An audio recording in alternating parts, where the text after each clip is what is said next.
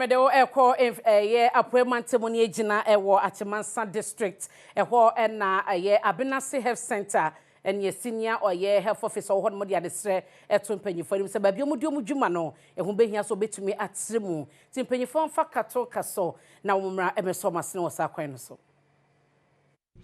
Senior nursing officer awo Akyem Abenase health center Collins J e de atudwa se ehu behia pa se omanfo a womo ewo bie etimi be yomomoa na womo health center yi etimi efa ntoma pafra na womo nso eboa ma omanfo enya apomuden papa ewo sam patemu ho oni Adom news nsentwofo twetwe nkomo no wodi tudwa se na enema bia ye de aduma se ba bia mmea beda mema beda mufra beda ye nibi wa ha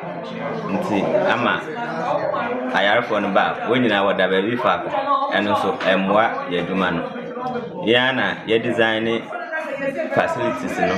ya chichechicheche na yatumi enya baby a obi abeda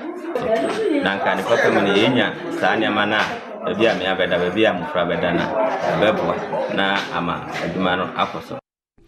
Abusuapeni oforiata audi Akyem Abenase Citizens Group ema omokoye adoye ekoche enema hodo obi mu ema eye health center no ene Adom news nsentwofo twetwe nkomo no wodi nsem sei atudwa me buy na children's ward na omuni fan